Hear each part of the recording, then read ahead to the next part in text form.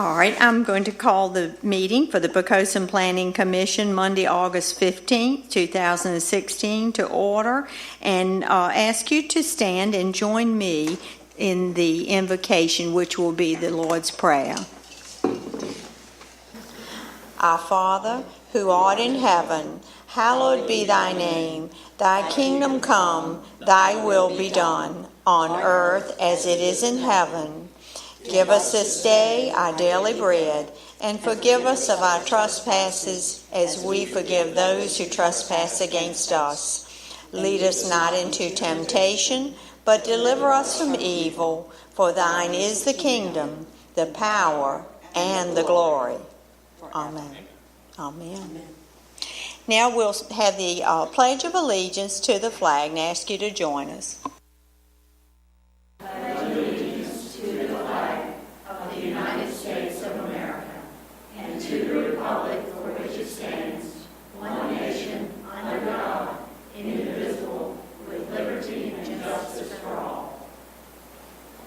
Okay, thank you. First item tonight is the approval of the minutes for the regular session of July 18th, 2016. Do I have a motion to accept those minutes as written? Thank you, Gus. Do I have a second? A second. Thanks, Bill and Vicki. Certainly. Ms. Dennixon? Aye. Mr. Godden? Aye. Mr. Titlow? Abstain. Mr. Clifton? Abstain. Mr. Travis? Aye. Chairwoman Shriver? Aye. Chairwoman Shriver, the motion carried by a vote of 3-2. Thank you, Vicki. Okay, we now will open the audience for visitors, and as always, this is an opportunity to come to the podium and address the Planning Commission on items other than the public hearing items. If you have something that you would like to make the Planning Commission aware of, please come forward at this time and give us your name and address. All right, if no one has anything they wish to say in the audience for visitors, we'll go ahead and close that, and we will move on to the public hearing items. We have 3 tonight, and the first one on the agenda is a request by John B. Graham et al.'s property owner and Robert Moses, applicant, to amend the city's comprehensive plan for 2008 through 2028 by designating future land use for Poquoson tax map parcels number 27-00-00-0002 and 27-18-00-0002 from B2 Business to VC, Village Commercial.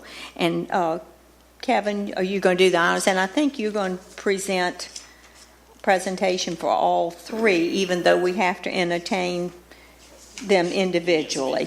Okay.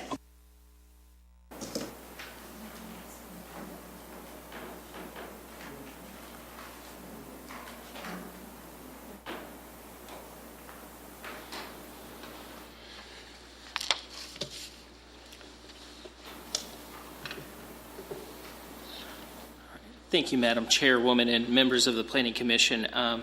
As Chairwoman Shriver mentioned, that there are 3 separate land use applications that are all tied to the same development proposal. As such, instead of separating them during my presentation because they're so interlinked and they all depend on the other, I'm going to present them to you at the same time. And in a nutshell, what is being asked is an expansion to the previously approved Fountains of Poquoson project. This project was originally approved back in 2012. At that time, the developer received permission to construct 3 mixed-use buildings, each with a footprint of about 4,800 square feet. 3 stories each, 3.5 stories each actually, with the first floor consisting of a commercial use and the top 2.5 floors consisting of residential uses. The first building is almost completely constructed. And it's my understanding that residential tenants will be moving in shortly. Additionally, we've received some signed permits for the commercial tenants as well. So the first building is identified as Phase 3. I'm going to be talking in phases during my presentation, and Phases 1 and Phases 2, which would be the other two mixed-use buildings that are already approved, are what has previously been approved. Phase 3 is going to be for the two additional mixed-use buildings and one commercial building, similar to what is already constructed. And Phase 4 is for 26 townhome units. This is the area that we're speaking about. It's directly south of Alpha Street, right across Alpha Street from Poquoson Commons, which is the Food Lion Shopping Center. Phase 1 is indicated by red, and our projector is not working well this evening, so everything's going to have a hint of pink in it. But hopefully you can follow along. For all intents and purposes, the zoning maps that I'm going to put up are going to be pretty useless to everyone at home and in the audience. But this right here is Phase 1. This will be Phase 2. As I mentioned, two more buildings very similar to what is being constructed now. Phase 3 is indicated by this blue area here. That's actually two separate parcels that the developer is under contract to purchase. I'll probably refer to those as the Graham parcels as well during my presentation, because they're owned by John Benny Graham as it currently stands. But both of these parcels combine for about 260 feet or so of frontage on With Creek Road. And these parcels will be a part of the first two requests that you'll have public hearings on tonight. The first being a future land use map amendment to change the land use designation of these properties. Presently, they're designated for general commercial use. The applicant, in order to facilitate his rezoning requests, is asking you to consider changing that designation to village commercial. The village commercial district is immediately adjacent to its west, going towards the city's EDA pond. So that's the first two proposals you hear this evening, is the land use map amendment and a rezoning request. Presently, they're zoned for B2 use, business commercial, which is our With Creek Road business corridor. The applicant is asking that you consider changing its zoning designation to village commercial as well. So they sound very similar, but one is a land use map amendment and one is a rezoning. And as we've done in the past, to align everything at the time of consideration, we're bringing both requests before you.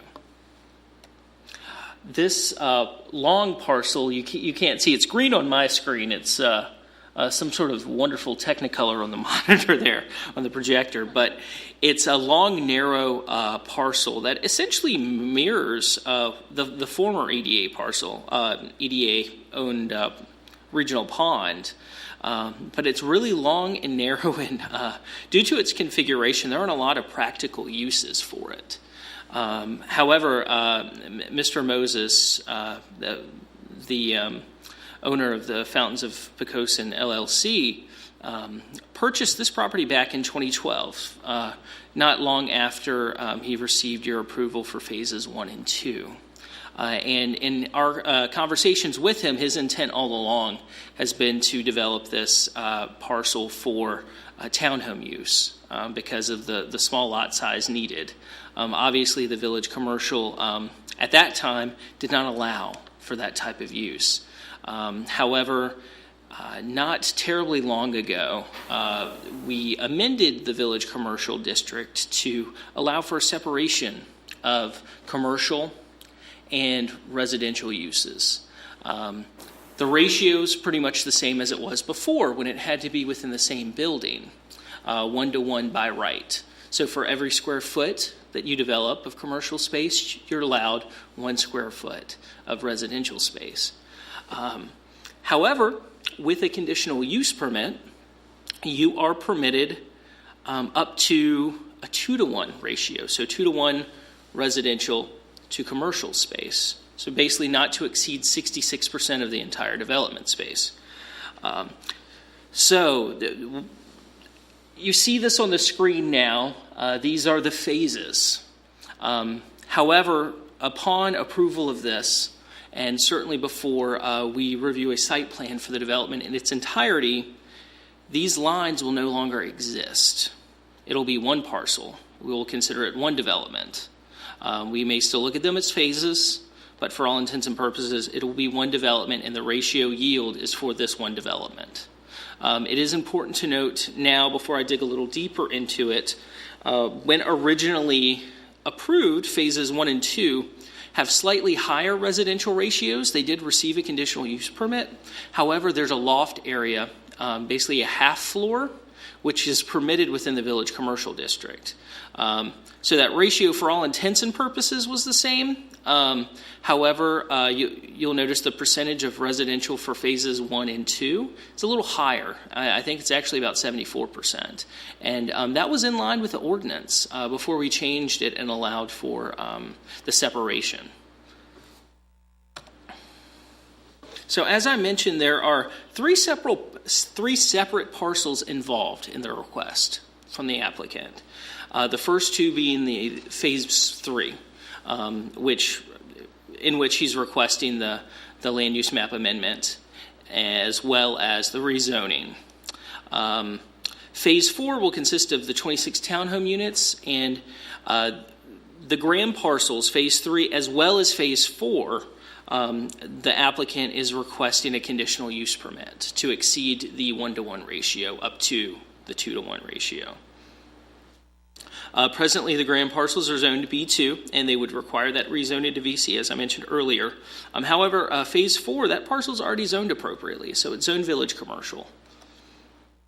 This kind of is just a little table that breaks down the request, who the owners of the properties are, and what their current zoning and proposed zoning. All of them will require that conditional use permit, but only the grand parcels, phase 3, require rezonings. This is a similar map to what I just showed you. I was going to be very map heavy because this is a complicated request. But once again, the projector is not agreeing with us. So, but I think even those at home can see the differentiation with the lines around those phases. So that L-shaped is the phase 1 and 2, and then down that square consisting of almost a flag shape, and then a smaller rectangle, that's phase 3, and then the long narrow piece is phase 4. And this is what it'll look like when it's all done, when all the property lines are vacated. Here's a zoning map. This shows a little better than I thought. Still really hurts the eyes, but it's not bad. You can see, you can't differentiate the red from the orange at all, so that's not going to help. I'll just skip over this. But we all know that the 2 grand parcels need to be rezoned from B2 to village commercial. Here is the layout given to us by the Fountains of Poquoson, the developer. It'll go from the 3 buildings currently approved that received their approval back in 2012 to 6 total buildings, 5 of them being mixed use, commercial on the bottom. On the second, third and a half floors, a little loft area, those will be residential units. Building 6 is going to be fully commercial, retail, office space, and that's a good thing because that is the building that will be closest to With Creek Road. And one of my concerns about this application is bringing the Village Commercial District all the way to With Creek Road. We presently have that buffer of about 275 feet before it gets there. The Village Commercial, the intent of it is to attract low to moderate impact users and not necessarily be a large-scale attraction. Certainly doesn't require the visibility that the B2 district users would, being on With Creek Road. This is an addendum to the conceptual plan provided to us by the developer. Initially, the proposal called for 32 townhome units. We noticed that for Phase 3, which is that full Phases 3 and 4 combined, they would have exceeded that allowable ratio. I believe it was 69%. So the developer eliminated 6 townhome units to get to that 66% that would be required for Phases 3 and 4. This is zoomed in a little bit. You can see this pretty well on the screen, but this is the layout as proposed by the developer, and you can see that we have those very like buildings, 6 of them in total, one of which will be fully commercial. You'll also see on this that near With Creek Road, there's a little area outlined in red. It's dashed. It's actually non-tidal wetlands. So there's a good portion of non-tidal wetlands at the front of this property. It's my understanding that they will not be impacted as a part of this development or minimally impacted. Any impacts will have to be presented to the Army Corps of Engineers for their approval as they have jurisdiction over those.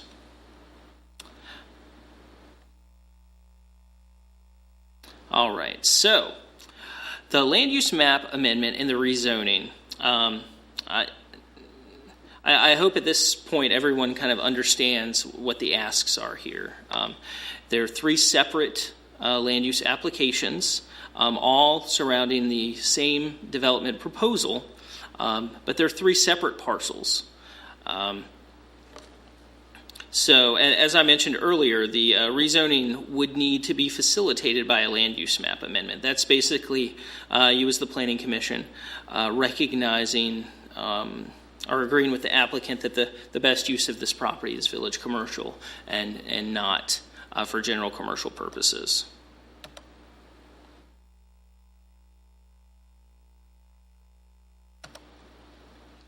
So, as I mentioned, there are some wetlands on the Phase 3 piece near With Creek Road. Those would obviously have to be mitigated if any impacts are proposed. Even though there's a large residential component of this development, review by the Architectural Review Board would be required, as was the case during the original 2 phases.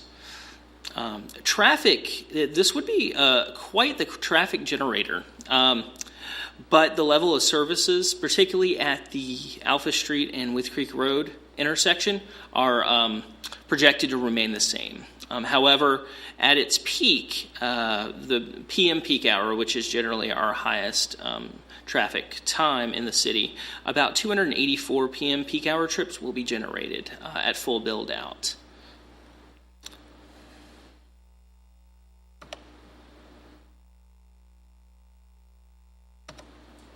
So that pretty much wraps up my presentation. We do have a list of staff conditions for really the rezoning application as well as the conditional use permit application. I'm not going to read them verbatim. They're long. Essentially what we have for the rezoning application, or what the staff has come up with, if you agree to move forward with these, is 7 conditions for the rezoning application. Those would cover things like the layout that was submitted, that any development that moves forward would have to generally be in agreement with what we received as a part of this application. Additionally, as proposed, the development proposes about 8.5 units per acre over the entire acreage, which is about 7 3/4 acres in total. So staff is suggesting that no more than 9 units per acre be permitted. We felt that was needed because generally within the village commercial district, it's accepted that 12 units per acre, up to 12 units per acre is acceptable. So as a part of this rezoning application, we really wanted to hammer that point home. Additionally, that the approval does not grant the ability to develop these parcels individually. The property lines need to be vacated, and as a part of that, I don't want to mix these up. What's going through? That's on the conditional use permit, so I'll touch on that in a second. But within 200 feet from the With Creek Road, right-of-way line, that all the development within that area must remain commercial, so that residential cannot creep onto With Creek Road as a part of this approval, or as a part of this development. Additionally, that setbacks from With Creek Road and the parcels not zoned VC Village Commercial, those must be consistent with the B2 district. And what that means is from With Creek Road, additionally, there's the George's Restaurant on the north side and the Dollar General store on the south side of it. So they would have to maintain, even if it's rezoned to Village Commercial, on those property lines, have to maintain the B2 district setbacks, which is important because the Village Commercial District is a zero lot line development. So we would be protecting those businesses on each side. Additionally, Phase 4, the townhomes, they must be developed last. The developer must provide us the commercial space as promised before any construction of the townhome units is going to be permitted. And lastly, this is condition number 7 for the rezoning conditions, that all improvements are subject to site plan approval. So that your recommendation and ultimately City Council's approval of this request, if that's the way they choose to go, does not constitute any approval that's not consistent with our land use regulations. So getting into the conditional use permit conditions, and I'll certainly be available for any questions when we're done, that the right-of-way dedication in front of the townhome piece be made to the city. Ultimately, that we get the required right-of-way needed to improve Alpha Street.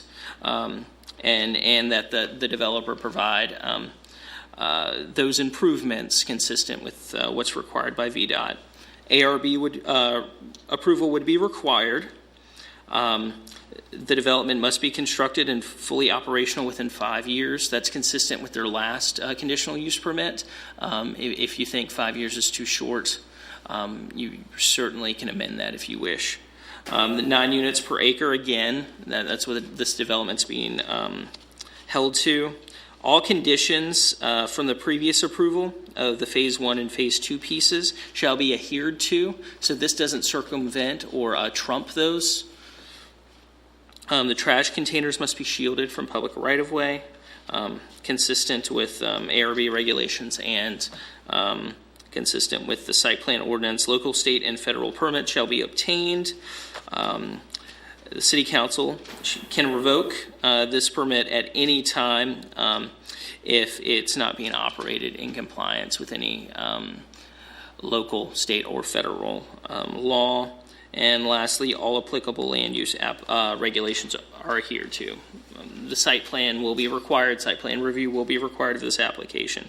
But just really quick before I end, just to put this in perspective, what the applicant is asking for this evening is an additional 37,000 square feet of commercial space and an additional 74,000 square feet of residential space.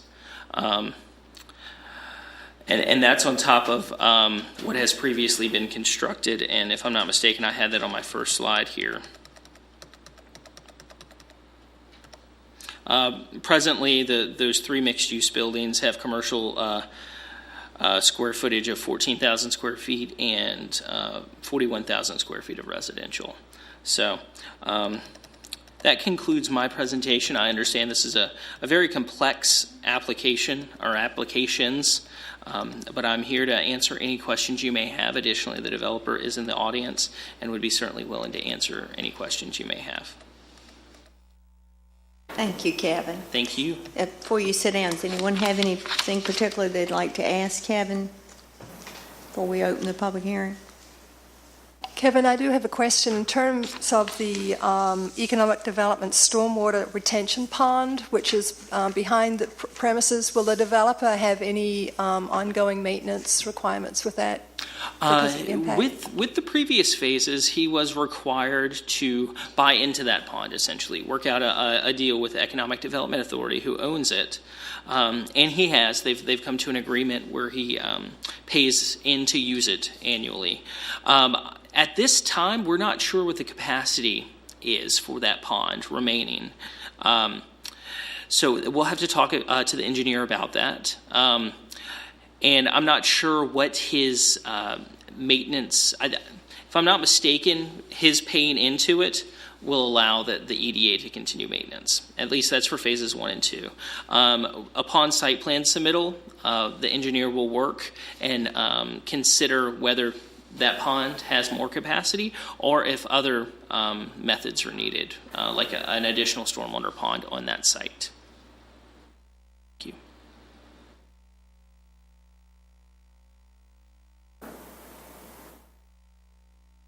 Okay. All right, Kevin, thank you. Thank you. All right, at this time, we'll go ahead and open the public hearing on this request. If anyone wishes to speak for or against, please come forward and give your name and address.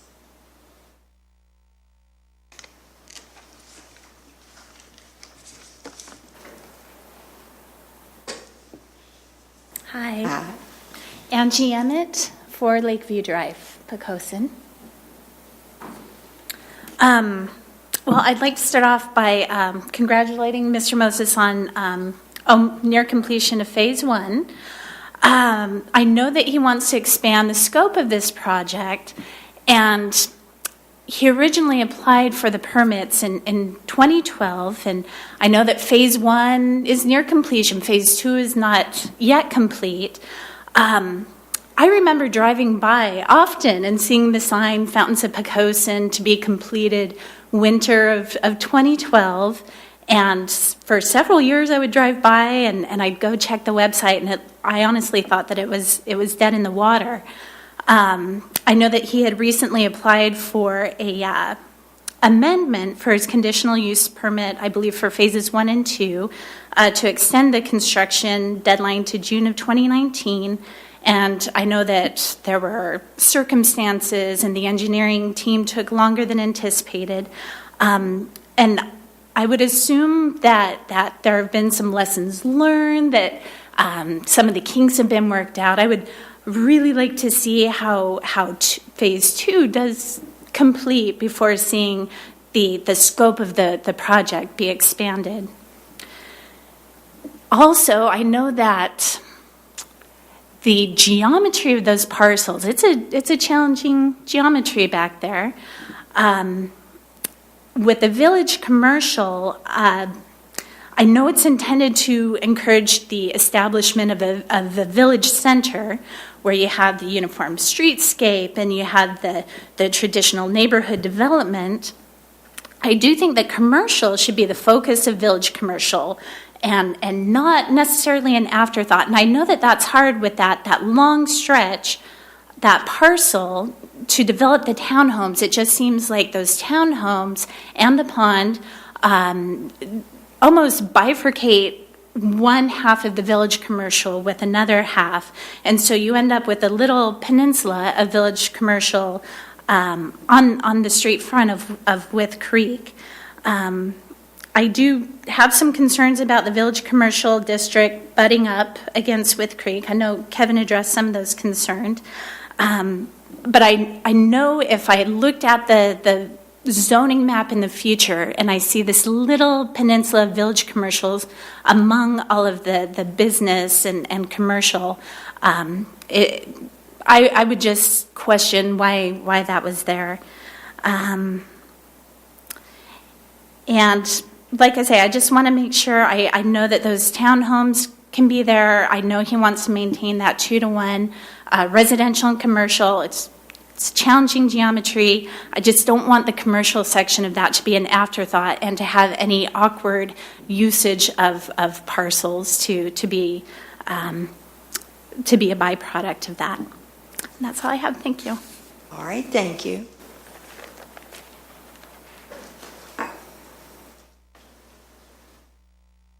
Anyone else? Okay, if not, we'll go ahead and close this first public hearing, and the Planning Commission will take it under consideration. Looks like some deep thinking there on some faces. Does anyone have anything they would like to? I do do have a question of the developer, if I may. Certainly. Do you want him to come up to the podium, Lee, so we can hear possibly a little better? Thank you, Mr. Moses. Thank you. I was wondering if you could describe your market research for the commercial building that you're proposing for the 3 stories on West Creek Road. Okay, what I've already got a letter of intent to occupy the downstairs by 2 doctors' offices. So I'd say it's pretty good. And I've got letters of intent to occupy the entire downstairs of Building 3. I've got letters of, well, I've already got tenants in all of downstairs of Building Number 1. I don't think we're going to have any problem getting rid or having leases in the commercial space. I was really interested in the, I believe it's building number 6 in phase 3, which is going to be, I understand, a 3-story commercial correct. building. All office building. The city does not have such an office building. This is the closest thing it has to it, and the city occupies it, the building You're you're in right now. anticipating it to be more of a medical building? Downstairs, yeah, it was going more office than anything else. We don't need it to be retail. We've got enough retail. The city really needs a multi-story office building. We just don't have one. This would be a first for 3 stories in this in the city.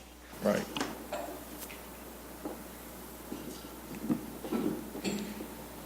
Any other questions for Mr. Moses while he's here?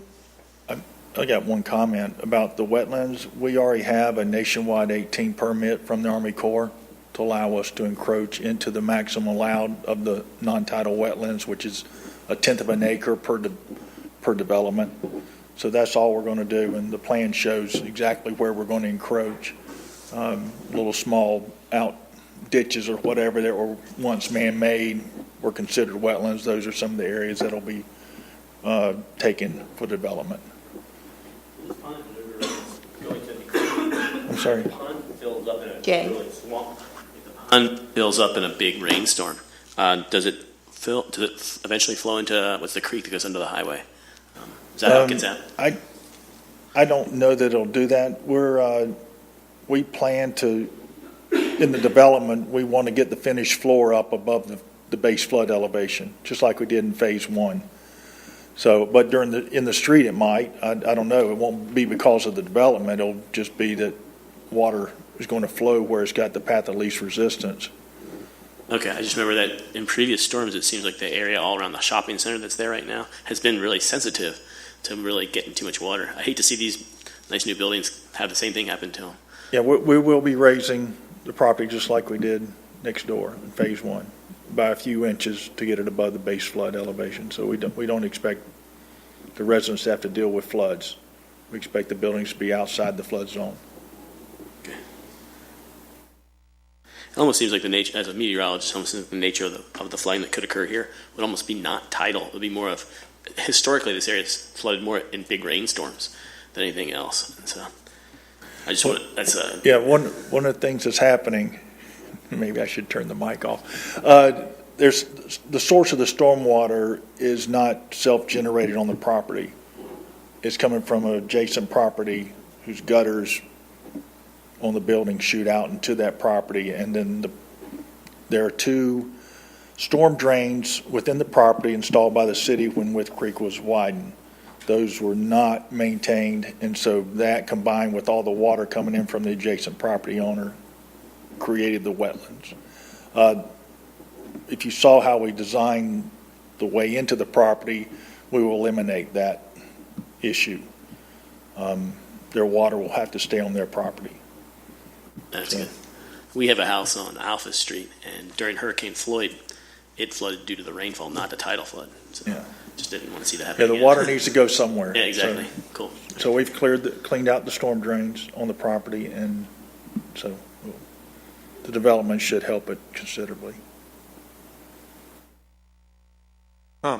Bob, there are no ponds on your proposed plan. I'm assuming you're expecting everything to be able to go to the EDA pond. Right.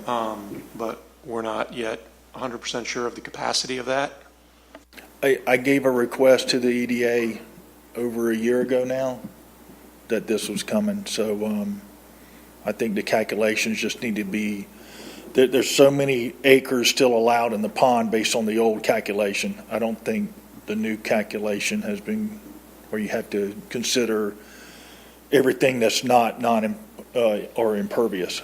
You have to now consider grass and the other things too, and I don't know those calculations have been run. I think that's what we're waiting on, is the site plan to be formalized, and then look exactly what we're asking of the pond in terms of capacity, and then the EDA can determine that with the city engineer.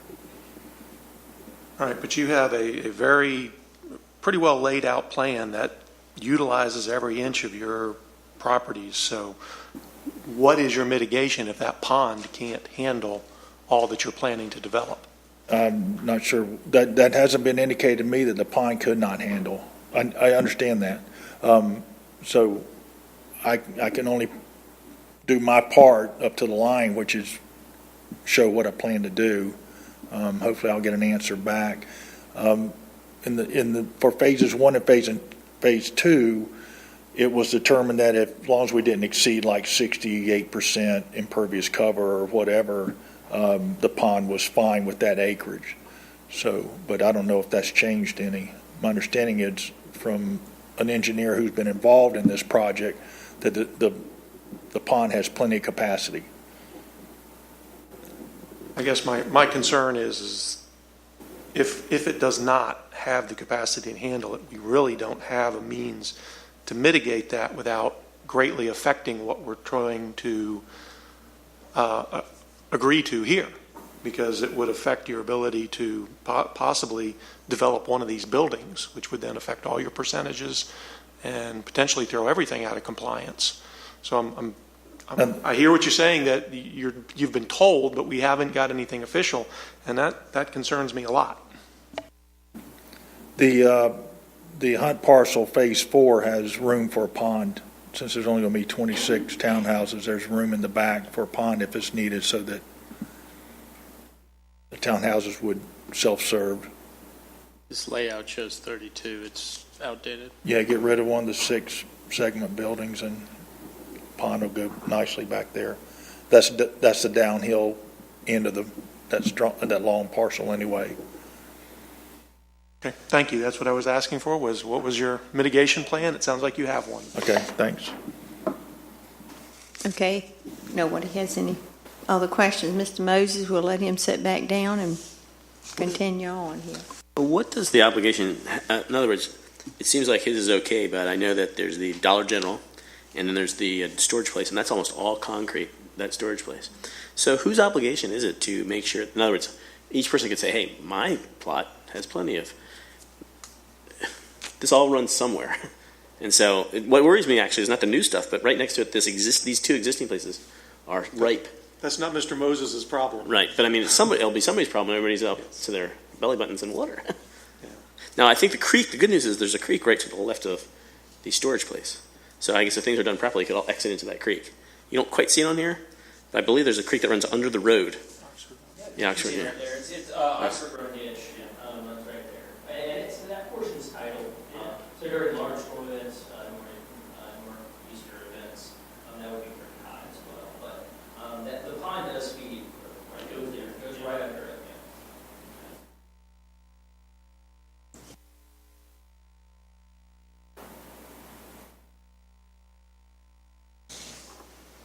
Any more discussion? I'll just mention, if I may, before we go, and I'm certainly not going to put Mr. Moses in that kind of a spot. I wouldn't do that. But I've mentioned this in other proposals, and I mentioned it again. I still have some concern about all of this commercial and where the heck do the people come from. We have empty, unused space in the city now, and if we're talking about being able to bring in new users, that's one thing. If we're talking about doing what Tech Center has done to Oyster Point, and that is basically moving users from one property to another and leaving properties empty, we're actually creating a problem. Now, that's not your question, nothing you could possibly answer to that, but I would simply say that it's something that it raises concerns for me. It's just where these tenants are going to come from.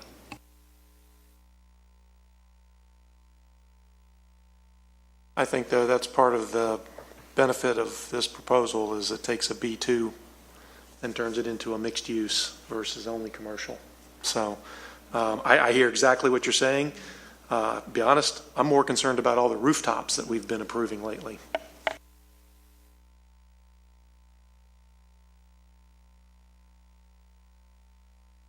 Yeah, I would think also with the doctor's offices that if there are other buildings, they may be associated to that. In other words, a drugstore or something that's related to that type of thing. And since we have somewhat of an aging population, hopefully folks will be able to, that would be the type of thing that would come in there, so you wouldn't have to drive real far to fill a prescription. I know we may get another drugstore, but hospital supply stuff or something like that, I would envision that could be related to the doctor's offices.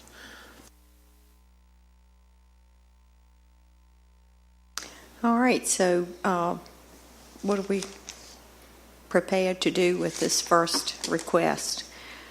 Make a motion to accept, or what are we prepared to do with it? Just as a reminder, the first request is going to be for the land use map amendment, changing the zoning designation from general commercial to village commercial. Not zoning designation, but the future land use map designation. Not to be confused with the reasoning purpose. But there seems to me to be little need to do any of these unless we do them all. Is that right? I mean, yeah. Exactly. I guess the question is it required to change the land use map in order to do a conditional use rezoning?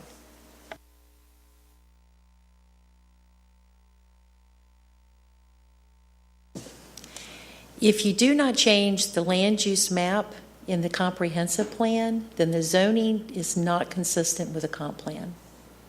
So that's the reason why the two accompany each other.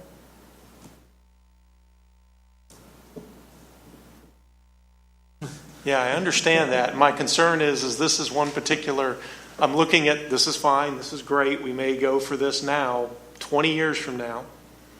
We're now then having to look at changing the zoning map again if that's not what we want there anymore, versus perhaps this is not the long-term solution, and are we painting ourselves into a corner?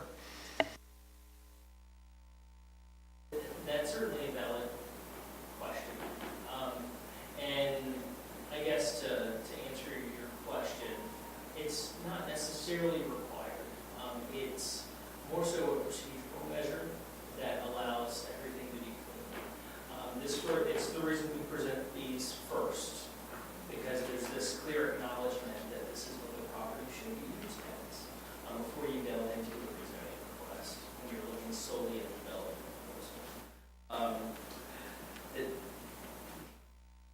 It's important to consider it as a part of the plan, but in order to approve a rezoning, you don't necessarily have to be in line with the comp plan. It's obviously preferred, but it doesn't have to be consistent. Yeah, I understand Richard's question. I guess my comment would be, we remember about a year ago, there was a tremendous amount of discussion going on in the city about inconsistencies in the comp plan and things not agreeing with the comp plan. I realize it wasn't this particular case, but I would really rather not put ourselves in a position where we have to face something like that again. So I really do think that we want everything to be in line. It just seems to me that it makes sense. If we're going to do it, I think it should be done across the board in all intents and purposes. I think it makes the comprehensive plan update process much more complicated if there's inconsistencies. And if you find that the land use map it's not appropriate to change the designation, then it's not appropriate for the rezoning as well. Because once the property is developed based on that zoning, it's going to be there for the next 20 years. And that's a potential burden that Mr. Moses now as the developer or any future property owner would have kind of hanging over their head. They've developed it for a certain reason under a certain zoning designation that is not necessarily consistent with the comprehensive plan that could potentially change at any time. So what's an example of something that would happen? I'm trying to envision how this could rear its ugly head. In other words, that they're not the same. What would be an example? Conceptually, I see why it's nice everything's the same. But if the land use is different than the zoning, what would be? Something that could happen, and well, this may not be the best example, but he builds the development as proposed. And this would actually be not necessarily a concern, but probably for the better, but it's developed as proposed in his plan, and we still have the entire parcel or the collection that he's asking for the rezoning designated in the comp plan as general commercial. We recognize that during an update or just general maintenance of the comprehensive plan and pursue rezonings of these properties to align them with their designation. In this case, that could potentially, if there's any residential portions on that, lead to a legal non-conforming structure. And then there are a slew of potential burdens that property owners can have with that. We discussed it not long ago with the amendments to the general commercial district when we required a conditional use permit. If people are refinancing, I just wrote a zoning verification letter today for a property owner in the city who's refinancing, and they want to make sure that it's in compliance with its zoning district. If it's not, does it have a conditional use permit to operate within its zoning district? So there are a slew of potential legal issues, and that's one of the reasons we do this with the comp. Appreciate that, and now I know exactly. I've had the same thing happen at one of my properties. It's like on this on the retention pond things. The retention pond can go, and the whole concept of the neighborhood can go from beautiful to terrible if it's not being upkept. In other words, the retention pond's a place for mosquitoes. It could just be not a very attractive place to be, or it could be the centerpiece of the community. It could be beautiful. Who takes care of that? Who makes sure all that happens? And the other thing is, as things are built, it kind of has a little bit of a patchwork approach, here. And so I think if people don't feel comfortable wanting to go there to spend their free time or to go take a walk or things like that, I'm having a hard time struggling with exactly what this is going to look like when it's done. Like the new phase 1 that's done, it's pretty, but it's hard to envision to me. And so it could very well be a place that's a city showcase in the center of town, or it could not. And I don't know why I'm complaining about this, but something I could see that give me a little more vision or something of, like, I don't know, maybe this is a projector. I mean, where's pavement? There's a lot of parking spaces around here. I'm still a little concerned about the excess potential rainfall, but I don't really want to get in the way of it because I think it's generally a nice thing.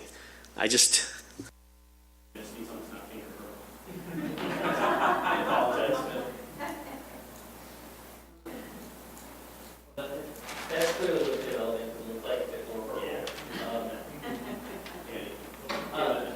Mr. Moses, do you have the renderings of the townhomes? I think we saw some things that are previously moved. I did see those. It's not really the look of a town. I'm curious how it all lays out.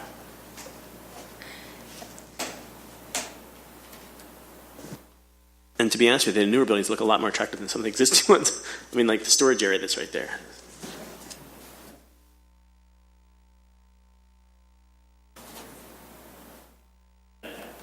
This is the view from the pond, proposed.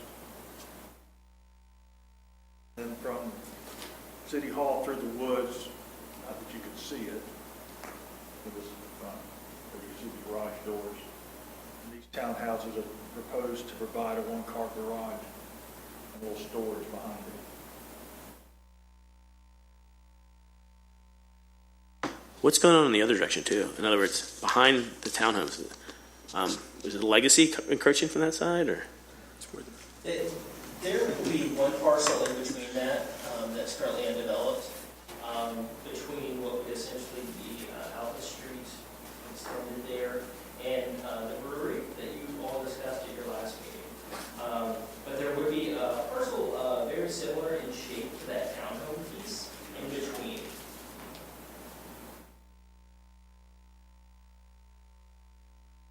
So if you live at the townhomes on the far one side, you'll come up this new street and then take a right onto Alphas and take another right to get out. I'm glad you mentioned that. I mentioned it in the staff report.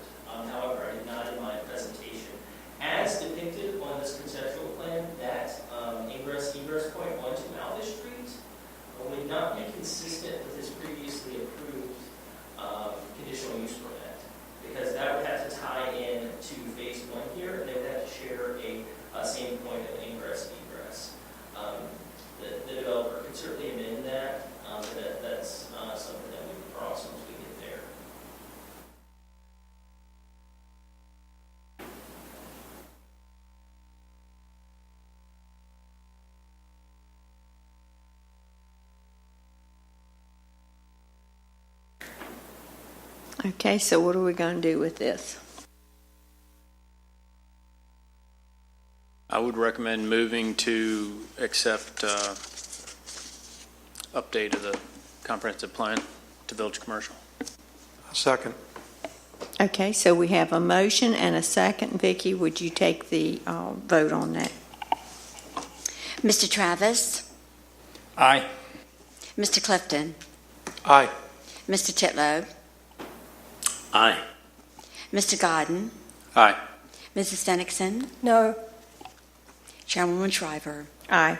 Chairwoman Shriver, the motion carried by a vote of 5 to 1. Thank you, Vicki.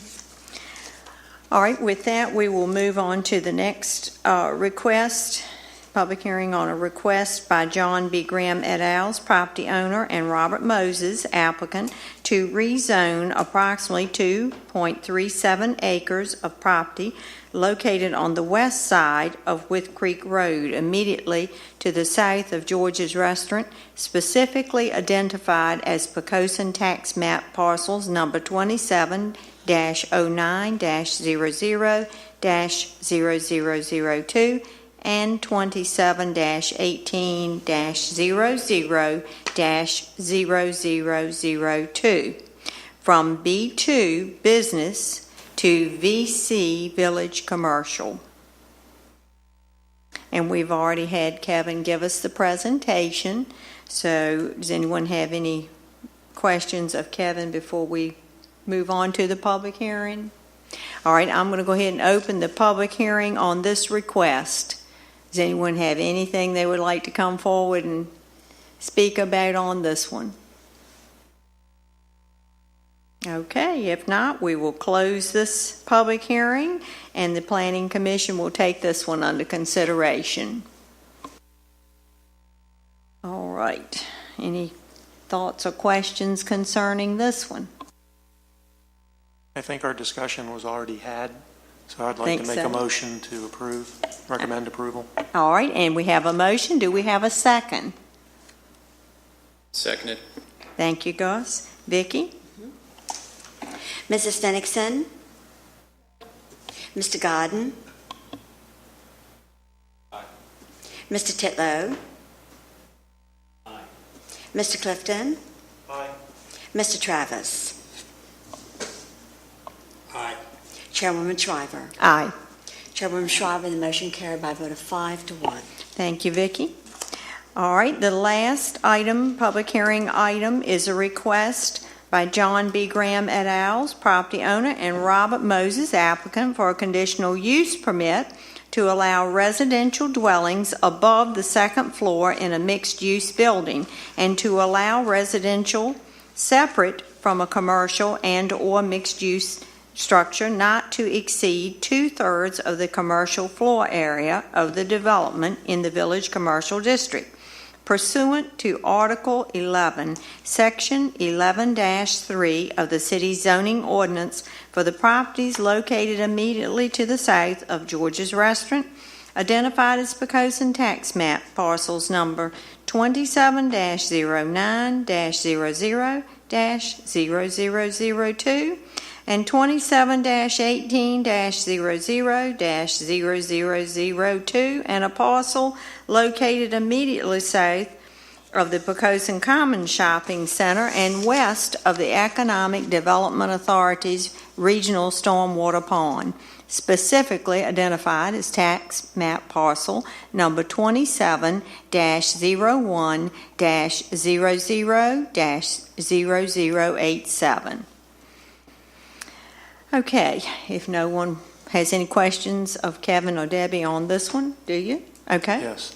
Kevin, as I recall, you said that before any of the townhomes can be developed, all of the other phases must be complete? Yes, sir. With complete being the issuance of a certificate of occupancy. Is there a particular level of occupancy that will be required before any of that construction can begin? No, just it can be completed in shell form as long as he has the certificate of occupancy for the structure. Can we put a restriction to have a minimum occupancy?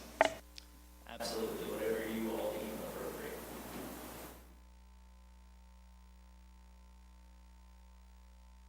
would you like to suggest, Rich? Minimum 2/3. Is that agreeable with the other members of planning, or would you have a suggestion? 2/3 residential and commercial? 2/3 of all Next. square footage? Yeah, I think that's what I'd like to see, because frankly, I hope from his standpoint, he's not going to develop more residential until he's got his residential occupied. But what I want to see is the commercial occupied before we keep adding residential.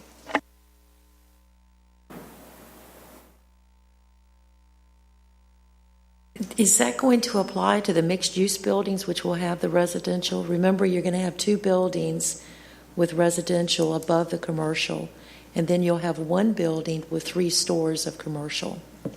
I'm looking at the total development. 2/3 of the total development, not counting the townhouses, of course, because they're not developed, but having occupancy before developing the townhomes. What I don't want is a whole bunch of shell out there, sitting there empty, and just more going up. We need to make sure that we're getting, and it's in his best interest. It's going to happen, I would expect, before he'd want to do that anyways. But we need to make sure we're occupying buildings, not just building them. And I have no problem if Bob looks like he has something he would like to say, so.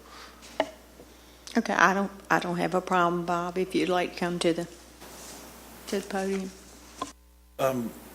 One of the things that the commercial folks like is that there's, how do I want to say, undivided audience by having the residents around. That's one thing that seems to be working very well with new commercial entities coming in and taking a risk. The 2 businesses right now in Building 1 are new to Poquoson, and they're coming there because of the promise of people upstairs and living there, residents coming home and will frequent their establishments. So I don't mind any ratios as long as it's fair to the commercial folks who are counting on mouths to feed or patrons who are going to be living next door or upstairs. So I fully understand, and that's exactly what I think we're trying to accomplish, is that before we still add more rooftops, we have occupancy of the existing rooftops as well as occupancy of the commercial. Right. So I think we are looking for that balance. Yeah, so I'm all in favor of a balance. What I would like to see is that as more people move into the residential components, more businesses take a chance on those people being there. So any ratio or balance I'm in favor of. I just don't want the cart and the horse to be swapped. Okay, thanks. Yeah, because it does seem to me when you look at the different buildings and the layouts here, the one thing about Building 1 that's nice, if I'm a commercial guy, is people can see my frontage here. And so when you get to 2 and 3 and 4 and 5 and 6, there's going to be a Dollar General in the way of 5 kind of from the store, and there'll be George's will be in the way of 4 and 3 a little bit, and the bank will be here. And so 6, that one building will be totally commercial. That'll have a good frontage to the thing. But I'm thinking it might be hard to con some of these folks, other than maybe doctors, who have been going to some of these buildings in the back, because you're not going to be able to see them from the storefront. I think a lot of people will drive by. That'll be a concern of mine, to see that they get in there.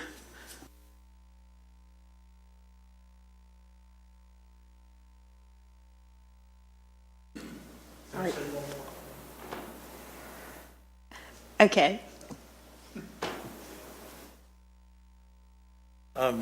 Building 3, well, let me start. Building 1, we have a before and after care center.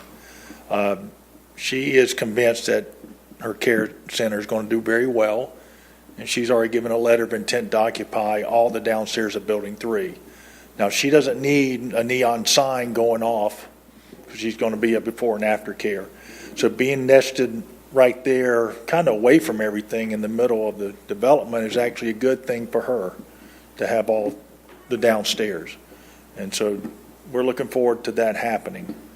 So, but you're right, you're absolutely right. Say a Pizza Hut coming back into town, they like to be more visible, but they wouldn't want Building 3. But we have people who would. No, I agree with you, and I think that's why one of the things I'm concerned here is the walkability of all this thing too. If this is going to be a commercial center, I think if that's the case, I think business would definitely come in to see the ability. People could walk and go over to the retention pond, walk around that after they're done eating or something like that. Yeah. So it's done right. I think it's an excellent idea. Yeah, thanks. Okay, so now what I'm hearing is that we want to make a motion with the changes. Who we would have someone willing to do that? Yes, now, have the conditions that the planning department has already put onto the special use are included in what we have here in front of us, correct?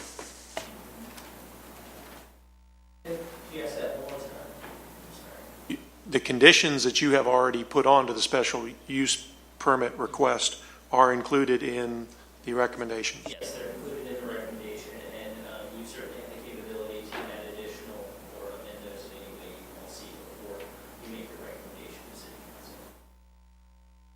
And I will make a motion that we recommend approval with the additional condition that 2/3 occupancy is achieved in phases 1, 2, and 3 before construction begins on phase 4. Okay, do we have a second of that motion as amended? Can we quickly clarify phase 4? I mean, in other words, you're talking about the townhomes, Phase right? 4 is the townhomes. Okay. Seconded. All right, Gus. Vicki? Mr. Travis? Aye. Mr. Clifton? Aye. Mr. Titlow? Aye. Mr. Godden? Aye. Mrs. Stenickson? No. Chairwoman Shriver? Aye. Chairwoman Shriver, the motion carried by a vote of 5 to 1. Okay, thank you. We have made these recommendations, and they will go to City Council as of what date? Do you know? They will have a work session on the 22nd of August on these 3 requests. They'll hold a public hearing, if everything goes well, on September the 12th in front of council. Okay, so they will make the final decision. The Planning Commission has recommended, and it will be their final decision that will be the one that counts.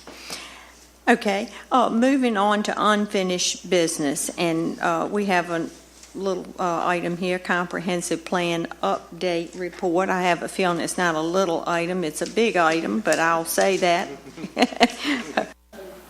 And to make it sound like it's not so awesome. All right, and Bill, did you, Lee, the one, Lee's going to tell us, okay? Thank you, Madam Chairman. Yes, we have been grinding into midnight on our team, but very briefly, the community participation team has met twice since our last meeting, one on July 26th and the other one on August 10th, one at the Odd Road Community Center and one at the library. At the first meeting, we reviewed with the team the Freedom of Information Act requirements for notification of public hearings and also for convening the meetings, which we are full in compliance with.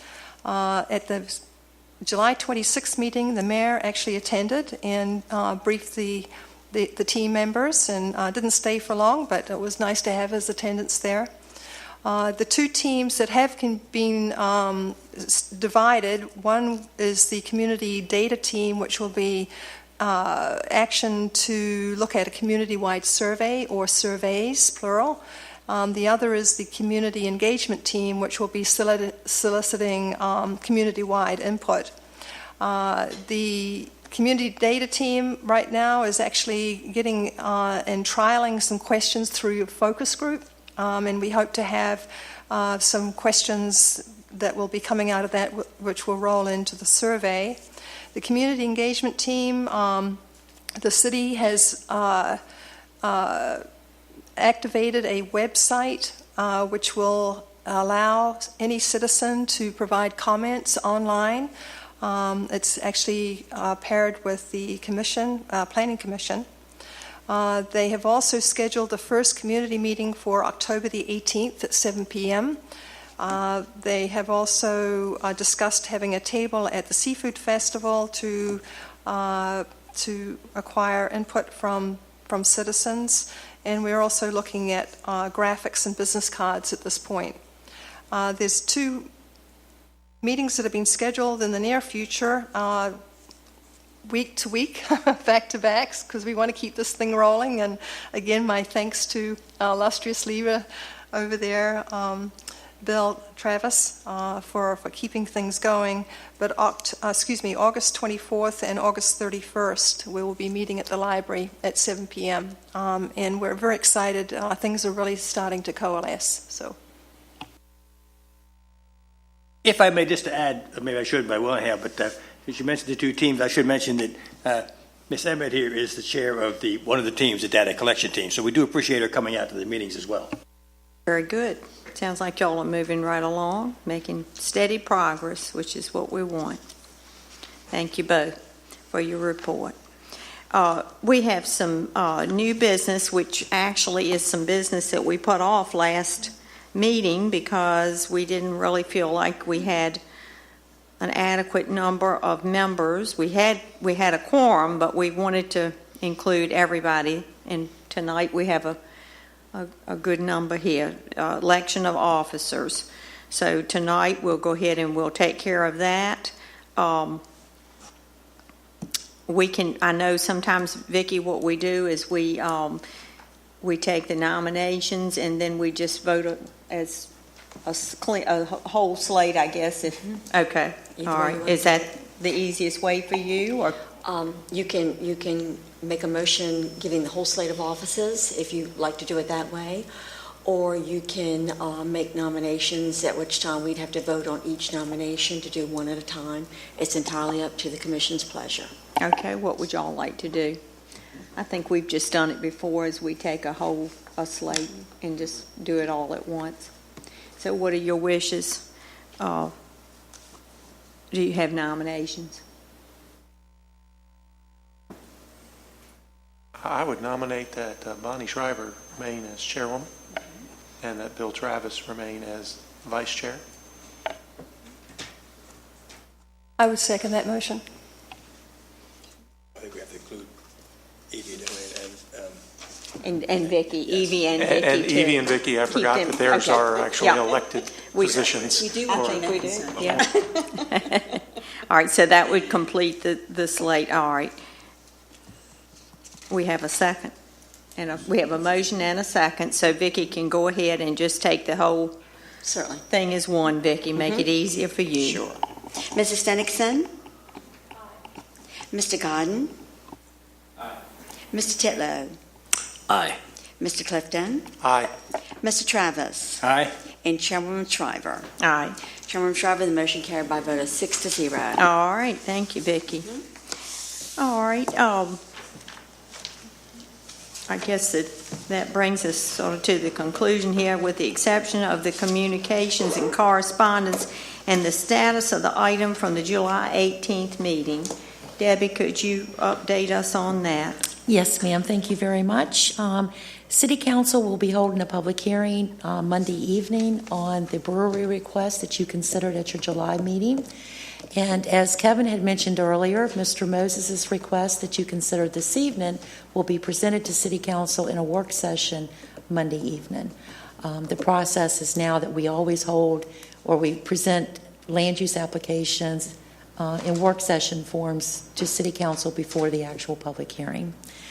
And the good news that I'm so pleased to share with you this evening is that we have no applications for your September meeting. So right now, your meeting is canceled unless something big comes along. So you deserve a break. So enjoy it. I'm going to enjoy it. And I know Vicki, she's very happy about it as well. Yes, we've really had no lapse, have we? I don't think you've had a break in a year. We haven't. No, we certainly haven't. So you deserve it. Let me ask you something, Debbie, on the item that we had on the property on Hunts Neck Road, on the Hunts Neck area, the subdivision. Is there any, I was just curious, any updates on that as to where that stands? We denied. The subdivision variance request. We voted it, as a not to recommend. We have received no formal application for development. However, I have had conversations with the site designer that has expressed a desire to submit a development plan for a 3-lot subdivision at this point. For the family? Yes. Which they do not need anything for that. I mean, they by right can do that. Correct. No public hearing is required. However, we have not yet received that, but I'll keep you informed as to what the progress is on that. Okay. And then finally, if I could please, I'd like to compliment Kevin as well as the Planning Commission members. I think he did a really good job on a very complicated request this evening. It was very clear, and the reason why I knew it was very clear is because everyone on the Planning Commission caught on instantaneously. So it was more unique for us in processing, but I thought he did a great job, and I just wanted to compliment him and also compliment the Planning Commission as well. And that's all I have. Thank you. Well, I certainly appreciate Kevin's work on that, because that, to me, that it was complicated, and he made it a lot more understandable to us. Thank you, Kevin, for that. I second what Debbie said, and I think everybody up here will stand in agreement on that. Now, with that said, let's go down the roll here and see if Lee has anything that she'd like to say before Not at we this close. time, Madam Chairman. All right, thank you, Lee. How about you, Gus? No, ma'am. All right, Jay? No, but I do agree with y'all, and Kevin helped me clear up my questions quite a bit also, so thanks. I Yeah. third that. Yeah. Rich? Well, I'll extend it to the entire planning staff, but yes, Kevin, I especially appreciate Kevin's work, but the entire staff. Yes. Bill? Well, I will certainly echo that, and I'll also certainly say, although it really means nothing, is that, you could probably tell my vote was a little reluctant. I would have to say, from a personal perspective, I don't really think I care for this. But from my position on the Planning Commission and land use, I think it's my obligation to look at it from that perspective, and I certainly could not vote against it. So that's really why, if I sounded reluctant, that's kind of where I was. Mm-hmm. Okay. And as always, thank everybody tonight for attending, and